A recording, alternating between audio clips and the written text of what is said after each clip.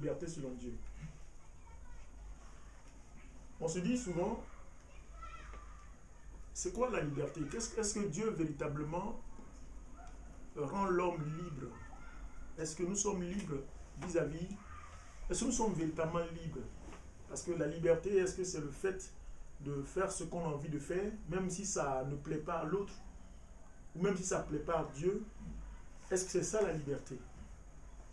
Mais Dieu veut que nous soyons libres. Mais est-ce qu'au commencement, Dieu a voulu que nous soyons libres? C'est cela. Parce qu'aujourd'hui, pourquoi ce thème? Parce que, tout simplement, les gens pensent qu'ils sont libres de faire ce qu'ils veulent. Ils sont libres de pécher. Ils sont libres de mentir. Ils sont libres de voler. Ils sont libres de faire tout ce qu'ils ont envie de faire. Mais, est-ce que c'est de cette liberté que le Seigneur parle? Est-ce que Dieu se reconnaît dans ce type de liberté? C'est ce que nous allons ensemble voir. Mais déjà, le monde dit que la liberté, c'est le fait de faire ce qu'on a envie de faire. Et le fait de ne pas faire ce qui est interdit. Et aussi de faire ou de ne pas faire ce qui n'est pas obligatoire. C'est ça aussi être libre. C'est-à-dire, je fais ce que j'ai envie de faire.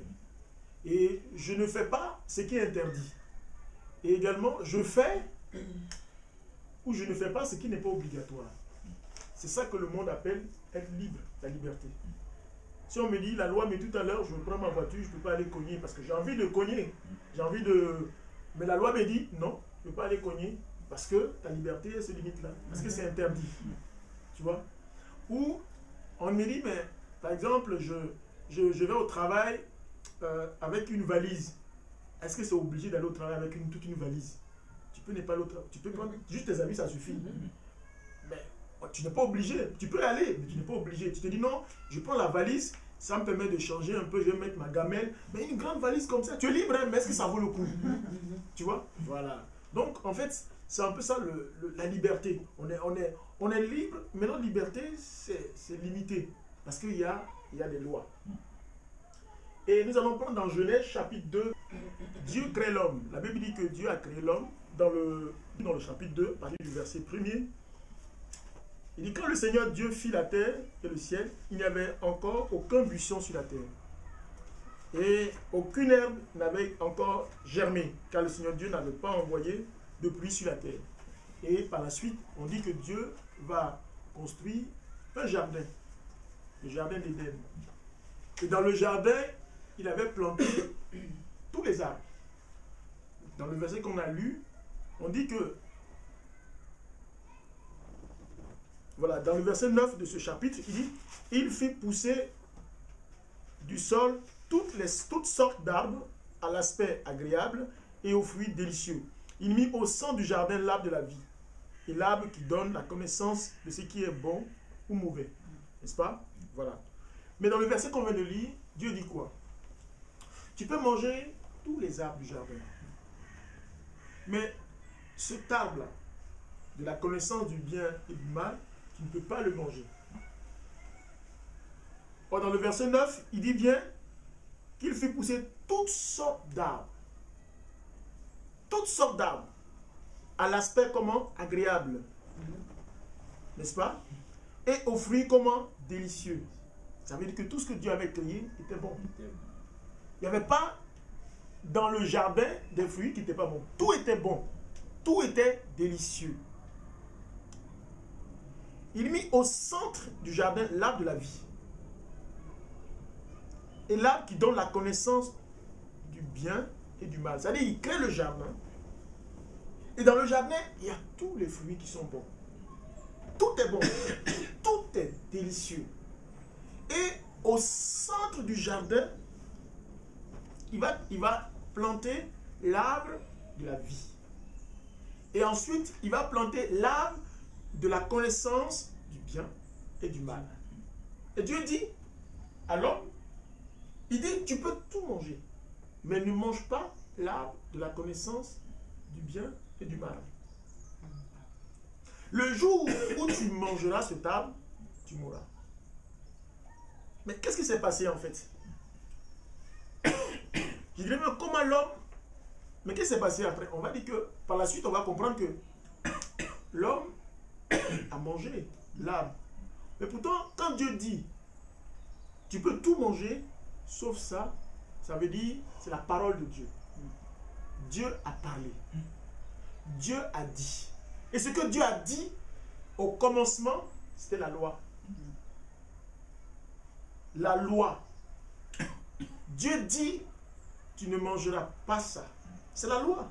Mais Dieu a créé le jardin d'Éden.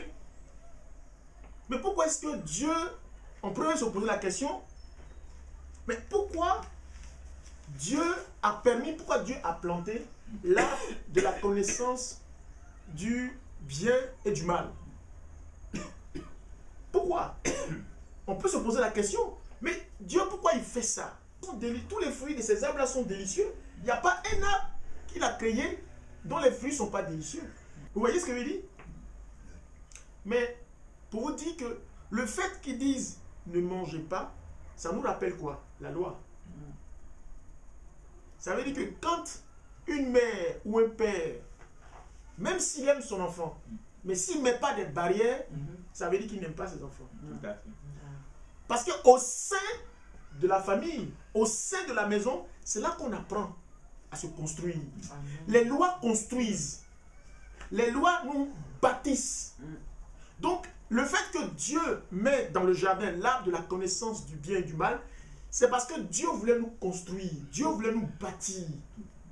Et chaque interdiction, il y a une conséquence. Dieu dit, le jour où tu en mangeras, tu mourras. Mais l'homme, avant que l'homme ne mange l'arbre de la connaissance du bien et du mal, l'homme était en harmonie avec Dieu. L'homme n'avait pas conscience qu'il était nu. Parce que se regarder comme nu, ça veut dire qu'on est charnel. On revient vers le bas. On est dans la bassesse. Ce qui fait qu'on se voit nu. Ça veut dire qu'on a enlevé le manteau spirituel. Mais l'homme, quand il était avec Dieu, ne se voyait pas nu. L'homme était constamment en communion avec Dieu. L'homme ne savait pas qu'il était nu. Ça veut dire que l'homme était spirituel. L'homme, il était spirituel. Mais la Bible dit que le jour où l'homme a mangé l'arbre de la connaissance du bien et du mal, il s'est vu nu. Et le fait de se revoir nu, ça veut dire qu'on est mort. La mort, ça veut dire séparé de Dieu. Ça s'appelle la mort spirituelle. L'homme se sépare de Dieu. Il se sépare de la présence de Dieu. Pourquoi? Parce que Dieu est un Dieu de justice. Parce que Dieu est saint. Dieu n'aime pas la désobéissance. Dieu aime l'obéissance. Donc, l'homme était en train de construire, par l'obéissance à la parole de Dieu, l'homme était en train de construire en lui la nature de Dieu. Parce que Dieu est humble. L'obéissance nous conduit à l'humilité. Celui qui obéit, l'humilité naît en lui et il se rapproche de Dieu. Parce que la vraie nature de Dieu, c'est l'humilité. Dieu n'a jamais dit je suis Dieu, c'est moi qui suis Dieu, adorez-moi. Jamais. Jésus l'a montré quand il était sur terre avec les hommes. Il n'a jamais dit je suis Dieu. C'est les gens qui viennent lui dire tu es le fils du Dieu vivant. Il n'a jamais dit c'est faux. Vous voyez? Donc l'obéissance à la parole de Dieu, l'obéissance que Dieu dit, cette obéissance nous conduit dans l'humilité. Donc être humble, c'est être ami de Dieu.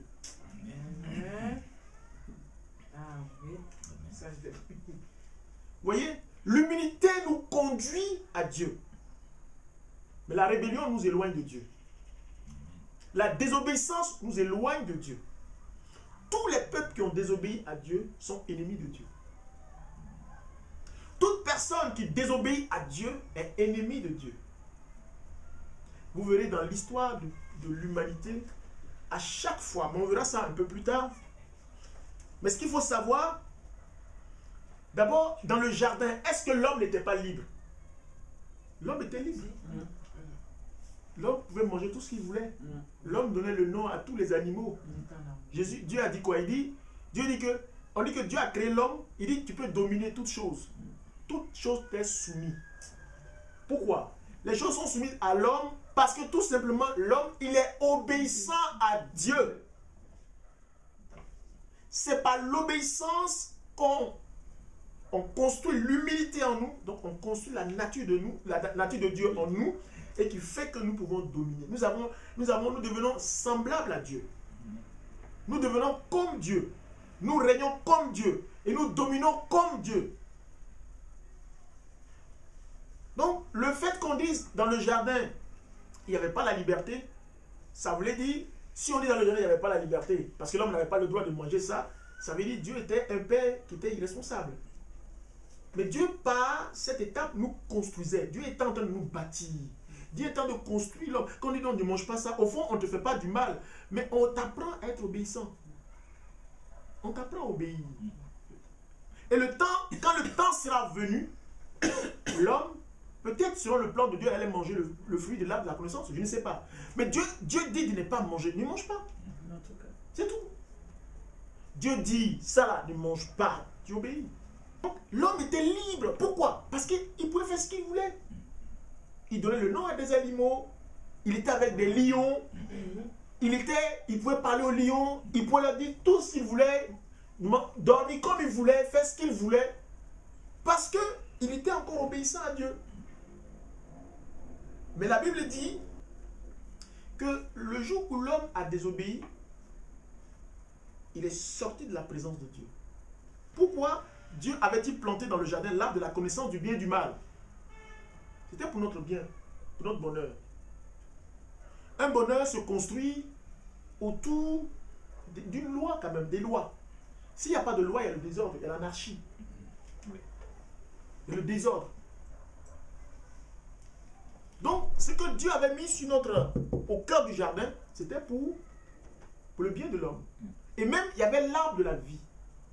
L'arbre de la vie, c'est-à-dire que si l'homme mangeait cet arbre, il ne mourra plus jamais. Il allait rester auprès de Dieu. Donc, Dieu avait pour souci que l'homme, Dieu avait pour projet que l'homme soit avec lui pour l'éternité. Parce que l'homme avait péché, Dieu l'a chassé du jardin d'Éden. Parce que pour ne pas que l'homme mange le fruit de la vie éternelle. Parce que si l'homme mangeait cela, il n'allait plus mourir. Il allait vivre éternellement. Et le péché n'allait plus être effacé. Tout à fait. Donc Dieu fait les choses de façon programmée, de façon claire. Donc nous allons voir que l'homme sort de la présence de Dieu. Il sort de la présence de Dieu et il sort du jardin. Et qu'est-ce qui va se passer? Il y a des chérubins. Il y a des chérubins qui vont se mettre devant la porte. Devant la porte du jardin. Et où est la conséquence qu'il y a quand l'homme sort de la présence de Dieu?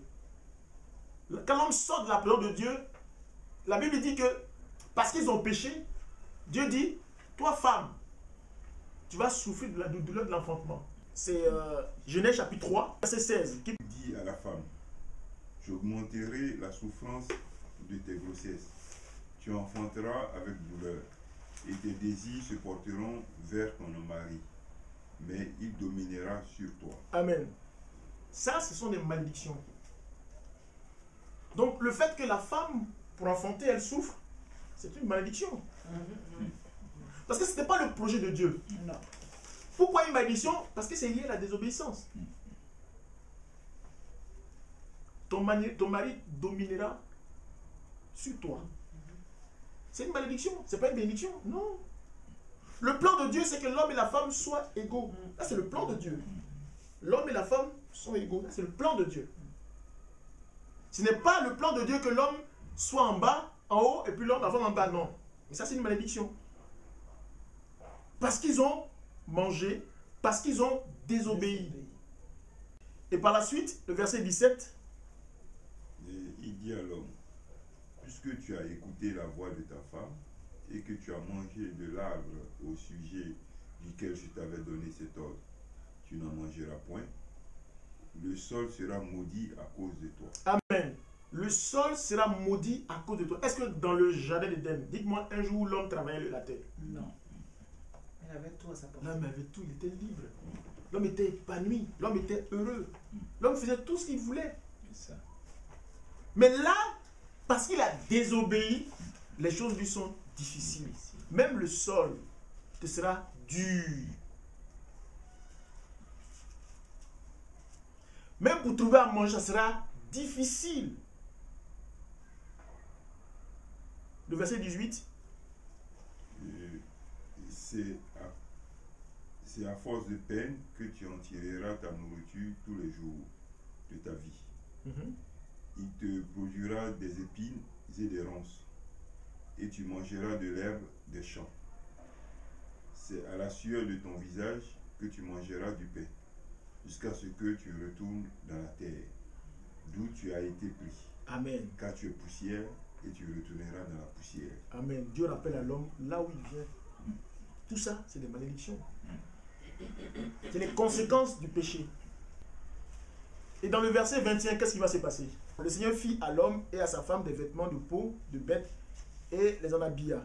Puis il se dit, voilà, que l'homme est devenu comme un Dieu, pour ce qui est de savoir ce qui est bon et mauvais. Ça veut dire que quoi? Dieu aussi avait un projet que l'homme ait l'arbre de la connaissance du bien et du mal. Mais ce n'était pas le moment. Voilà. Ce n'était pas le moment. L'obéissance à Dieu nous rend forts. L'obéissance à Dieu fait la différence. C'est celui qui obéit, celui-là que Dieu aime. Ce n'est pas celui qui jeûne 2 jours, 3 jours, 1 mois, non. C'est celui qui obéit. Et Dieu aime quand on obéit. Dieu aime parce que Dieu se réjouit dans l'obéissance. L'homme est pressé. Adam et Ève étaient pressés. Vous savez, quand on dit il est le même hier, aujourd'hui, il est le même éternellement. On ne sait pas ce qu'on dit. Pour ça, Dieu, il est le même, c'est vrai, il n'a pas changé. Et vous allez voir. Donc en fait, la seule chose, avant de revenir sur cet aspect, pour vous faire comprendre que le fait que Dieu ait mis dans le jardin d'Éden l'arbre de la connaissance du bien et du mal, c'est pour notre bonheur. Parce que nous, on était dans une phase de construction avec Dieu. Dieu est en train de nous bâtir. Parce qu'il n'y avait pas encore en nous les voies de l'humilité. Les voies, c'est comme un enfant. Un enfant, si tu ne lui as pas appris l'obéissance, si tu ne lui as pas appris des règles, l'enfant, quand il sort, mais ce sera le chaos. Vous voyez? C'est dans la maison qu'on apprend à être un homme.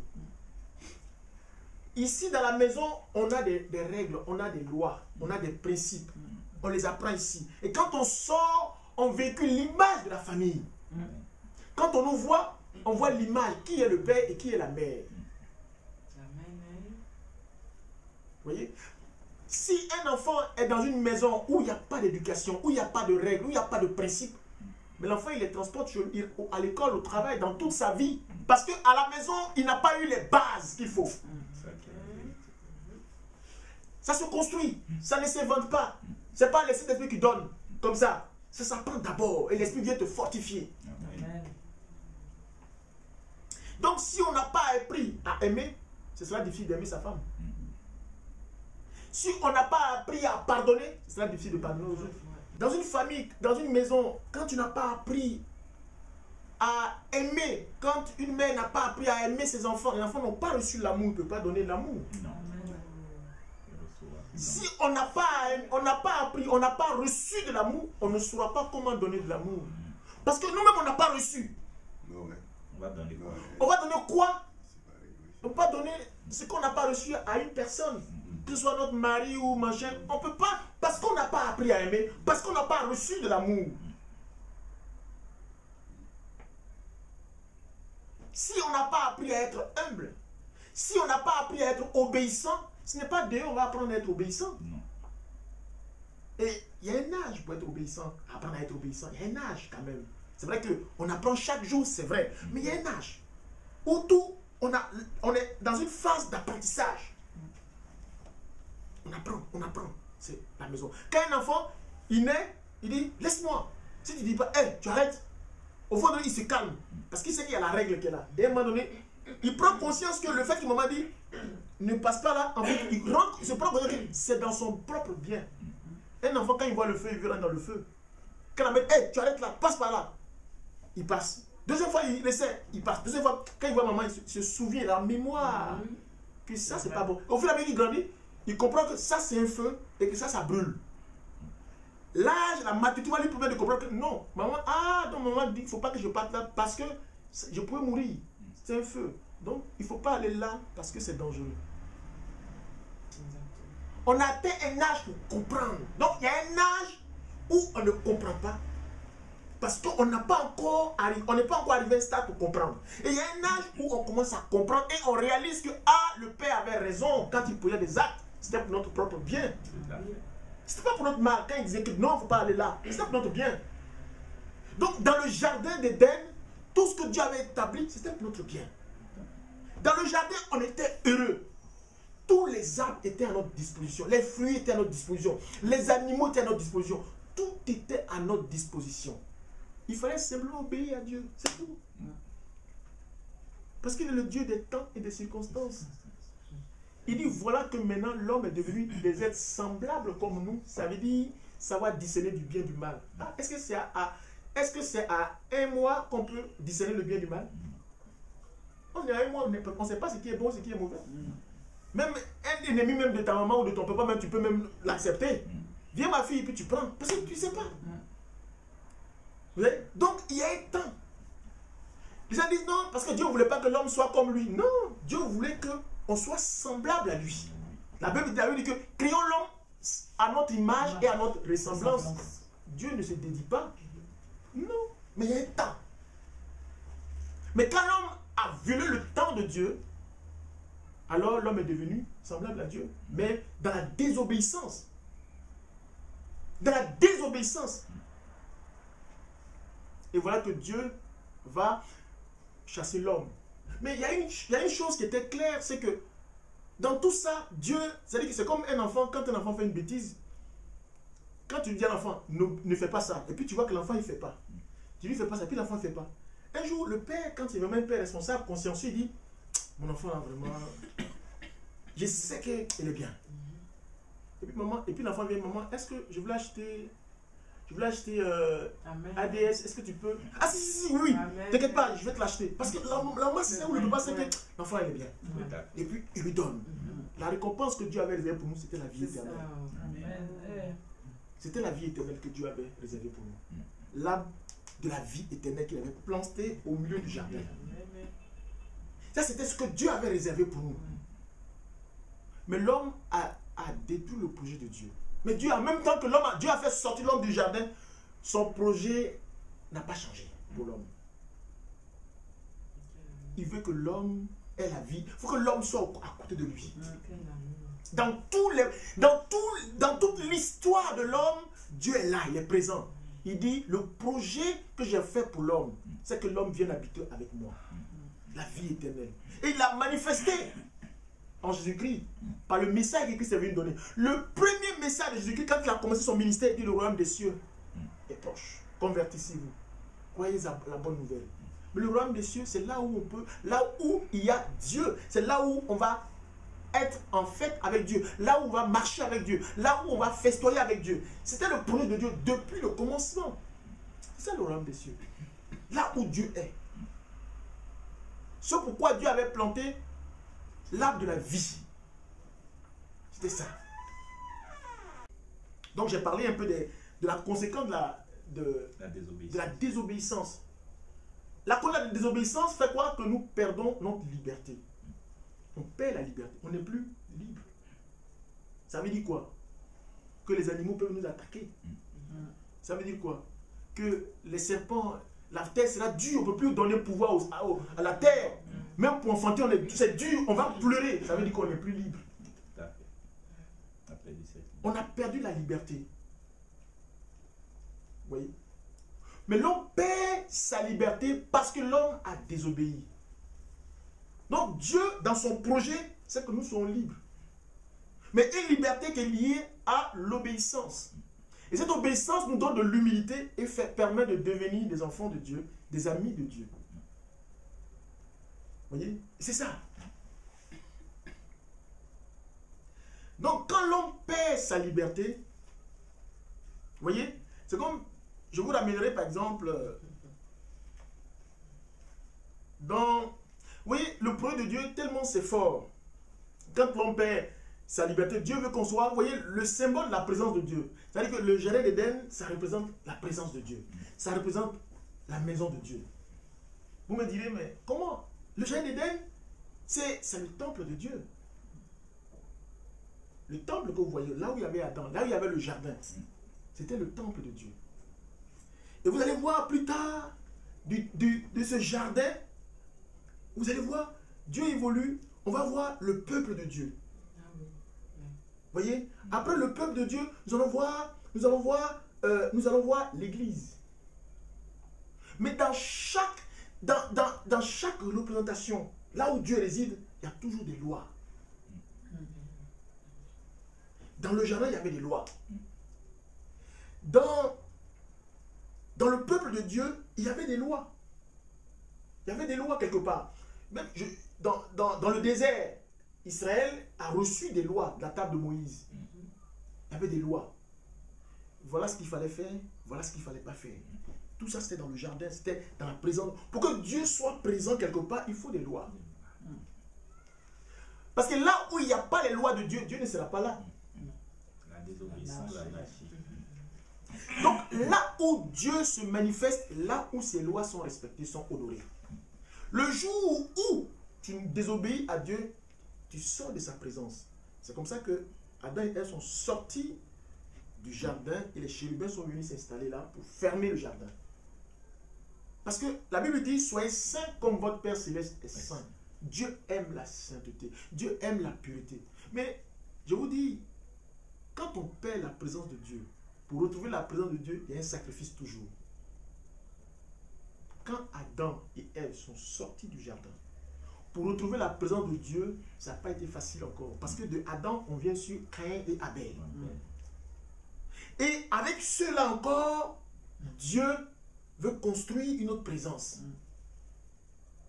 Mais pour que cette présence se fasse, il faut qu'il y ait toujours des sacrifices. C'est-à-dire que chaque fois que tu vas te mettre devant là, pour nous réconcilier avec Dieu, il y a toujours des sacrifices. Pourquoi? À cause de ce que nos pères ont fait.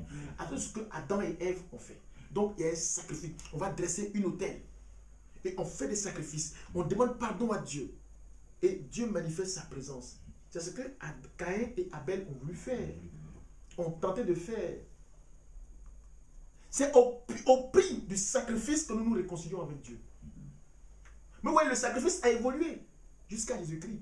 Le sacrifice parfait. Pourquoi? Parce que Dieu, il veut mettre en place son projet qu'il avait perdu depuis longtemps avec l'homme.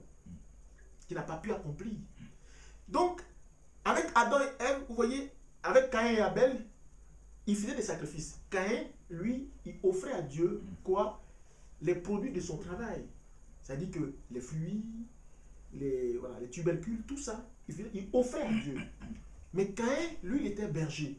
Lui, qu'est-ce qu'il faisait? Il offrait des veaux, des animaux à Dieu. Pour rechercher quoi? Pour rechercher la présence de Dieu. Pour se réconcilier avec Dieu. L'homme se réconcilie avec Dieu au prix d'un sacrifice. Toujours. Caïn, il sera jaloux de son frère parce que Dieu a agréé le sacrifice d'Abel. Le sacrifice d'Abel a touché le cœur de Dieu. Il ne savait pas que Dieu n'aime pas celui de Caïn, mais Dieu, il a aimé celui d'Abel. Il est souverain, il a aimé. Et Abel, Caïn va tuer son frère. Mais, regardez bien. Caïn, c'est vrai qu'il y a le sacrifice.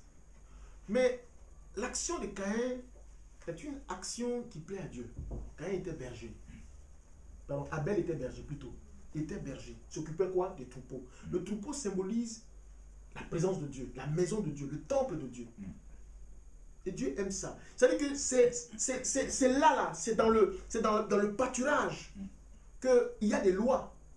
C'est là que les lois se font. C'est là que l'obéissance se fait. C'est là que l'humilité se construit. Parce que si tu es dans ton pâturage, une brebis qui n'est pas obéissante, elle va sortir du pâturage. Tout à fait.